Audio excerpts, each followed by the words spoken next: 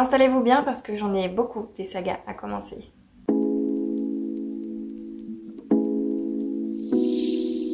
Bonjour à tous, c'est Edwin, je suis très heureuse de vous retrouver aujourd'hui pour une nouvelle vidéo où je vais vous présenter tous les tomes 1 de Mappal. Et encore, quand je vous dis tous les tomes 1 de Mappal, il n'y a pas les tomes 1 qui sont présents dans mon book haul qui arrivera d'ici quelques semaines, et il n'y a pas non plus tous les tomes 1 qui sont présents dans Mappal d'automne que je vous ai déjà présenté. Donc voilà, on a déjà un sacré paquet, c'est déjà pas mal. Le but de cette vidéo n'est pas de valoriser le fait d'avoir énormément de sagas à commencer dans sa palle, vous vous en doutez bien, mais tout simplement de vous présenter toutes ces sagas que j'ai à débuter ou à relire dans ma palle, que j'ai donc remis dans ma palle si je les ai déjà lus. Et tout simplement, si vous voulez faire une lecture commune d'un de ces livres, n'hésitez pas, ça peut aussi être le but de ces vidéos. Si vous souhaitez lire un livre avec moi à un moment donné, eh bien n'hésitez pas à me faire signe sur Instagram ou en commentaire, ça marche aussi. Donc on commence sans plus tarder et je vais d'abord faire tous les poches et ensuite les grands formats. Et je me rends compte que j'ai oublié des livres qui sont encore dans la bibliothèque, je vais les chercher tout de suite. J'avais juste accessoirement oublié tous les reliés, mais c'est pas grave. Maintenant je les ai. Alors du coup je vais commencer par les formats poches et je vous présente tout d'abord deux tomes 1 qui sont deux suites de sagas que j'ai déjà lues, que j'avais adorées et que je compte relire vraiment parce que je les avais trop aimés, mais je les avais lus pendant le confinement et très rapidement. Donc là j'avais envie de les relire mais de façon beaucoup plus sereine et beaucoup plus lente. Il s'agit des Enfants de Ji et du Secret de Ji. Ce sont donc des sagas assez longues, 5 ou 6 tomes à chaque fois si je me trompe pas. Et j'ai adoré, donc c'est de la fantasy, je sais plus du tout c'est quoi l'histoire. Il me semble que dans Le Secret de Ji, en fait, on a un mage. Alors c'est pas un mage, c'est juste un homme qui a visité tous les rois du monde et qui a emmené avec lui les sages qui ont été désignés pour un voyage vers l'île de Ji. Personne ne sait vraiment ce qu'il s'est passé sur cette île de Ji et donc personne n'a cherché à comprendre, si vous voulez. L'affaire est classée, sauf que plus d'un siècle plus tard, les descendants de ces personnes décèdent tous une par une. Donc du coup, ceux qui ne sont pas encore passés à la faux vont tout simplement retourner sur l'île de Ji et découvrir ce qu'il s'y est passé pour éviter de mourir aussi, ce serait pas mal. Donc comme je vous disais, je les ai lus très rapidement, j'en ai plus beaucoup de souvenirs tout simplement parce que je les avais lus vite pour pouvoir donner mon avis à une amie. C'était à elle ce livre à la base pour sa librairie itinérante et donc bah voilà, je les avais lus très vite pour pouvoir lui donner un avis pour qu'elle puisse les vendre beaucoup plus facilement si elle sait de quoi ça parle et si c'est bien ou pas. Ensuite, j'ai Le Pays des Contes de Chris Colfer, donc le tome 1, mais c'est rien que je vous précise parce que ce ne sont que des tomes 1. Donc là, c'est chez Michel Lafon Poche et on va repartir, il me semble, sur des contes revisités. En tout cas, on parle du Au Pays des Contes, Boucle d'or, Criminel recherché, Blanche-Neige, Dissimule un lourd secret, Petit chaperon rouge, La même plus peur du loup. Voilà, je pense qu'on est sur des contes revisités. En tout cas, c'est l'histoire de deux garçons qui vont se retrouver projetés dans ce monde et qui n'auront que pour seule solution pour s'en sortir de devoir amasser 8 objets très précis avant que la méchante reine de leur réserve un sort pas des plus plaisants.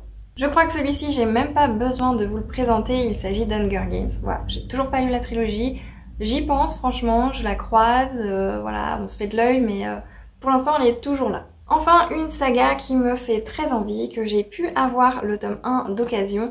J'ai fait l'erreur monumentale de ne pas avoir acheté, il y avait je crois les 4 ou 5 premiers d'occasion. J'ai fait l'erreur de pas le faire, de ne pas les acheter de cette façon à ce moment-là. Malheureusement, bon, je peux pas retourner, quand j'y suis retournée, il n'y avait plus la suite. Mais c'était Terry Goodking, L'épée de vérité, donc la première leçon du sorcier. Je suis sûre que vous en avez déjà entendu parler, c'est une saga qui est très appréciée par tous ceux qui lisent de la fantasy. Donc écoutez, moi ça me vend du rêve déjà, c'est de la fantasy. Je pense que ça va me plaire. Toujours en fantasy pure et dure, j'ai le tome 1 du Seigneur des Anneaux. Croyez-le ou non, mais je n'ai jamais lu Le Seigneur des Anneaux encore. J'adore les films, je les ai vus et revus et re-revus en version longue, je ne sais combien de fois. Au moins une fois par an, on essaye en tout cas avec mon compagnon qui adore aussi. Mais j'ai jamais découvert les livres. J'ai cette édition poche que je vais lire et j'ai une édition collector que je ne pense pas lire parce que j'ai pas envie de les abîmer. Je garde justement cette édition poche pour pouvoir les lire. On change complètement de registre avec Charmed, donc le tome 1 J'avais fait la collection quand j'étais jeune et j'en ai quelques-uns. J'aimerais bien compléter ma collection. Je les aimais bien. Aujourd'hui, je sais pas si ça va être trop sombre ou pas pour moi.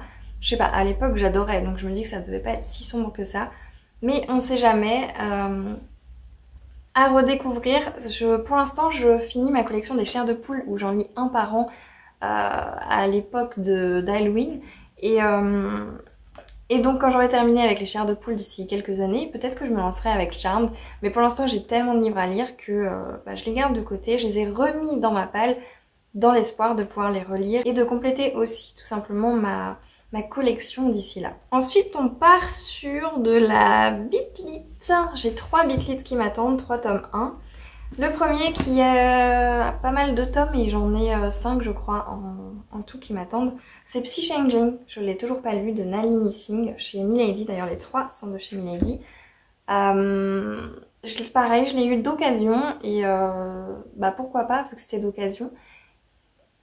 J'adore la Beat-Lit, donc pourquoi pas avec celui-ci. Ensuite, j'ai Lettre écarlate de Anne Bishop et là c'est Meg Corbin. Celui-ci m'a été conseillé et offert par mes collègues et il a été conseillé donc par ma collègue qui gérait le rayon fantastique, adulte et qui lisait beaucoup de Beat-Lit et du coup comme moi j'aime ça mais que j'en lis pas tant que ça finalement, un peu comme la romance, et du coup je lui avais demandé plein de conseils donc... Avec tous mes autres collègues, il m'avait offert plusieurs livres, dont celui-ci. Ensuite, encore un livre d'occasion avec Succubus Blues de Richelle Mead. Voilà, donc là on est sur 3 Beat-Lit. Je vous parle pas forcément des histoires déjà parce que la vidéo serait beaucoup trop longue. Là je suis à 11 minutes d'enregistrement alors que je vous ai juste présenté des livres. Mais tout simplement parce que je les ai pas en tête en fait et je n'aime pas les relire forcément les résumés avant de lire les livres. Donc... tout simplement, c'est pour ça. Ensuite, pour de la fantaisie, et cette fois avec des nains, j'ai pas tant de fantaisie de nains, avec des nains plutôt. La guerre des nains, donc le secret de l'eau noire de Marcus Seitz. Donc c'est pareil, j'ai le 1 et le 2 qui m'attendent dans ma palle. Celui-ci, je sais plus si c'est de la fantaisie ou du fantastique, mais en tout cas, c'est L'Alchimiste, les secrets de l'immortel, Nicolas Flamel de Michael Scott. Celui-ci, il a fait beaucoup de bruit, il me semble, sur BookTube, il y a plusieurs années en arrière, et... moi il est toujours pas sorti de ma palle. On change complètement de registre avec les 2 prochains qui eux-mêmes changent de registre ensemble parce que ça n'a pas rien à voir les deux. Le premier c'est la chronique des Bridgerton de Julia Keane, donc l'intégrale 1 et 2. J'avais commencé à les acheter pour pouvoir les lire cet été, donc j'ai acheté que le 1 et le 2. Et en fait, moi je me voyais déjà le lire sous le soleil, le beau temps, la chaleur, en robe. J'ai passé finalement tout mon été en gros pull, donc bon c'était pas ouf. Oui je sais ça choque, je suis quelqu'un de très frileuse mais en plus on n'a pas vraiment eu d'été en Normandie donc autant vous dire que moi j'avais froid.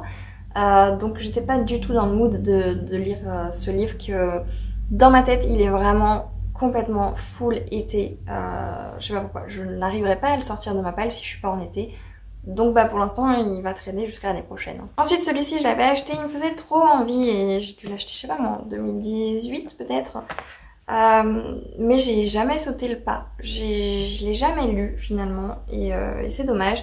Mais j'adore les BD à la base pour ce livre. Et c'est le donjon de la Hulbuck, l'intégrale 1 de John Lang. J'adore les BD, j'aime bien l'humour et je me disais pourquoi pas le découvrir en livre, mais c'est toujours pas fait. Donc encore une fois, si vous avez aimé un livre et que vous voulez absolument que je le sorte de ma palle pour X ou Y raison, dites-le moi en commentaire. S'il vous plaît, motivez-moi à sortir ces livres de ma palle, sauf pour ce qui est de la chronique des Bridgerton que je ne vais lire qu'en été. Les autres, je peux les lire à peu près n'importe quand, ça dépend de mon mood. Mais voilà, s'il vous plaît, dites-moi lesquels je dois sortir en priorité de ma palle. Donc on passe au grand format, je vais prendre clairement ce que j'ai devant moi. Pareil, j'ai quasiment, ou j'ai toute la saga, je ne sais plus, dans ma palle. J'ai aucune excuse, franchement, je pense que c'est une saga qui va beaucoup me plaire. Je pense qu'il n'y a aucune raison, finalement, à ce que je ne le lise pas, très sincèrement. Mais voilà, Un palais d'épines et de roses de Sarah J. Maas, il est toujours là, il attend toujours, avec la suite, parce que je voulais absolument les avoir dans cette édition. Et franchement ils sont toujours pas sortis de ma palle. Et le pire c'est qu'encore une fois celui-ci je pense que je vais beaucoup aimer, mais il est là. Ensuite le tombeau des immortels de Victor Dixon, c'est le tome 1 de Vampiria America. Je n'ai toujours pas lu Vampiria tout court, donc du coup je l'ai acheté parce que j'aimais bien cette édition là, je la trouve sublime. Mais tant que j'ai pas lu Vampiria, bah celui-ci il restera dans ma palle. Celui-ci je vous l'ai déjà présenté dans une vidéo, si j'y pense je vous le mettrai quelque part. C'est le tome 1 d'Elodie Vallée-Vilgos, Les irradiés des Gavards, les affres du temps. Là on est sur de la fantastique il me semble. Du fantastique. Ensuite ici on part sur une saga que j'ai remis dans ma palle alors que je les ai déjà lues. C'est un classique de chez classique de la fantasy. Franchement, est-ce que j'ai besoin de vous le présenter? Les Chevaliers d'Émeraude, le tome 1, Le feu dans le ciel d'Anne Robillard. J'adore cette saga. Je l'ai lue étant jeune, c'est l'une des premières sagas que j'ai dû lire en primaire. J'aime trop, j'adore vraiment, je suis fan de cette saga.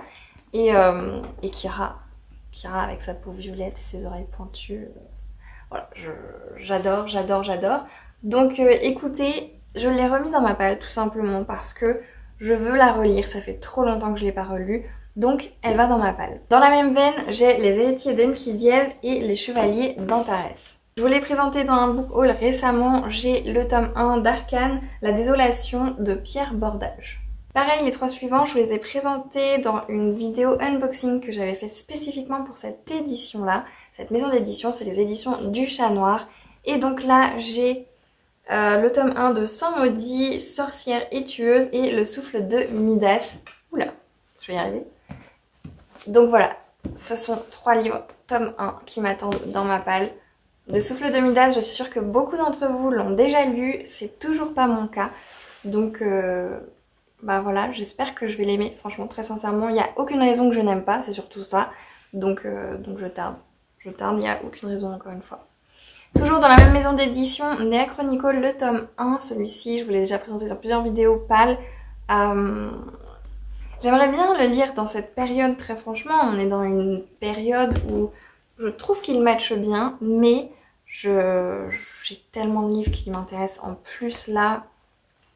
Donc je l'avais pas mis dans ma palle d'automne pour cette fois, tant pis. Et ça se trouve j'aurais envie, vraiment une subite envie de le lire et que je vais le lire en priorité, mais c'est pas sûr. Serpentaine Dove de Shelby Mahurin, je suis sûre que je n'ai pas non plus besoin de vous le présenter celui-ci parce qu'il est un peu partout sur Booktube, on va pas se mentir, donc voilà, j'ai craqué parce que je pense encore une fois qu'il va me plaire et ça sert à rien que je me répète, c'est pareil pour tous, mais voilà, franchement j'ai attendu méga longtemps avant de craquer. J'ai attendu et il a fallu que le tome 3 sorte pour que je me dise ok, j'y vais. Enfin, il ne me reste que des reliés. On commence par Terre brisée de Victoria Aveyard. Je devais déjà le sortir quand?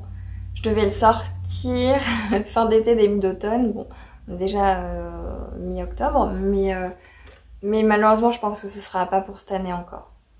À voir, hein, peut-être encore une fois que je me trompe, mais je pense pas.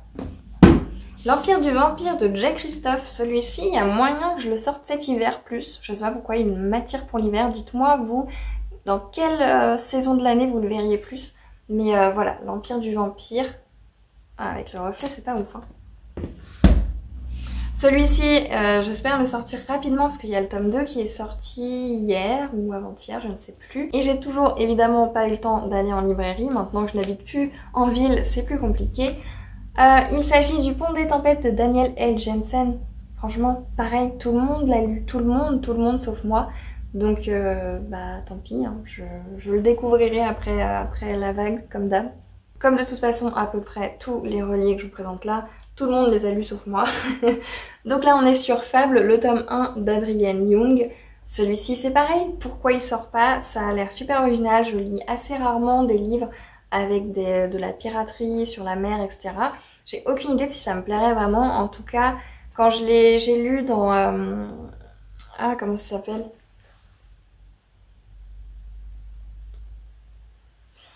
Je sais plus le nom de la saga, mais de James Clemens. En plus, je vous avais présenté la saga, mais je sais plus le nom, là, je l'ai plus en tête. Il y a un moment où on est justement en mer, etc. Et ça m'avait un peu sorti de ma zone de confort parce que c'est pas du tout des livres que je lis habituellement. Donc c'est pour ça que j'ai très hâte de découvrir celui-ci pour voir si c'est vraiment le genre que sur la mer ou que autour de la mer, de la piraterie, etc. me plairait. Un beau bébé avec un intégral, le prieuré de l'Oranger. Pour celui que je vais vous présenter maintenant, j'ai une très bonne excuse de ne pas l'avoir encore sorti. C'est que j'ai envie de le lire, mais je ne veux pas le lire tant que je n'ai pas la suite. La suite, le problème, c'est pas qu'elle n'est pas déjà sortie, c'est qu'elle n'est pas encore sortie dans l'édition que j'ai. Voilà. Donc comme là, je vous parle d'un relié, pour l'instant, il est sorti que en brochet et pas en relié, le tome 2. Et j'ai pas envie en fait de commencer une saga et de prendre le risque d'adorer tellement que je voudrais acheter la suite et finalement devoir acheter une suite qui n'est pas la même que le premier tome. Voilà. Je vous parle évidemment de La passeuse de mots d'Alric et Jennifer Twice. Voilà, le tome 1, il est hyper lourd en vrai, beaucoup plus lourd que... Ah, le prieuré de l'Oranger. Ouais, je trouve qu'il est plus lourd que le prieuré de l'Oranger. Bizarre. Pourtant, il a l'air moins gros. Mais voilà, il est plus consistant apparemment. Donc franchement, celui-ci, j'ai hyper envie de le découvrir, mais vraiment, je veux pas acheter la suite dans pas la même édition. Donc pour l'instant, ça attend. Light Lark d'Alex Aster, pareil, tout le monde l'a lu, je pense. Le Prince Cruel d'Holly Black aux éditions Rajo. Alors là, c'est pareil. J'attends que le 3e tome, il me semble qu'il va pas tarder, hein, si je rêve pas. Ça se trouve, je dis complètement n'importe quoi, mais voilà, j'ai déjà le 1 et le 2 dans cette édition, mais pareil, tant que j'ai pas la suite dans la même édition et que je sais que pourtant le brochet est déjà sorti, je veux pas prendre le risque d'avoir à acheter la mauvaise édition, voilà, pas dans le même format, donc j'attends, je patiente. On arrive sur le dernier et pas des moindres, et pour celui-ci, j'ai pas d'excuses valables. Est-ce que mes excuses précédentes sont valables? Déjà, je vous laisse me dire, mais celui-ci, j'ai aucune excuse. Voilà. Crescent City, le tome 1 de Sarah J. Maas. Pareil, je pense que je vais aimer autant que j'ai aimé... J'ai un problème avec les noms de saga aujourd'hui, hein. De Jennifer L. Armentrout, bah mince. Le sang et la cendre, voilà, je pense que je vais aimer autant que j'ai aimé Le sang et la cendre. Mais là, c'est vraiment qu'une intuition. Et est-ce que ce sera une bonne intuition? J'en sais rien. Mais voilà, il n'y a pas d'excuse. Ça sort pas, mais il n'y a aucune excuse, il n'y a aucune raison. Donc voilà pour cette longue vidéo de tous mes tomes 1. Et encore une fois, il n'y a pas tout, parce qu'il y a encore des tomes 1 qui sont arrivés entre temps dans la palle. Mais voilà, voilà, il n'y a rien à dire de plus. Si jamais, encore une fois, il y a des livres que vous souhaitez que nous lisions ensemble, n'hésitez pas. Et s'il y a des livres que vraiment vous trouvez ça inadmissible, que je ne les ai pas encore lus, dites-le moi aussi. Et peut-être que ça me motivera à les sortir de ma palle. Et s'il vous plaît, partagez-moi en commentaire le nombre de livres que vous avez dans votre palle. Et si vous le savez, votre nombre de sagas, de tome 1 particulièrement, que vous avez dans votre palle. Ça pourrait être intéressant de voir si je suis dans l'abus ou si ça va. Je suis pas la seule. Ça me rassurerait, très honnêtement. En attendant vos retours, je vous remercie du fond du cœur d'avoir regardé cette vidéo jusqu'au bout. Et sur ce, je vous souhaite à toutes et à tous de très belles lectures et je vous dis à la prochaine. Il y en a beaucoup trop! Faut que je range tout ça maintenant.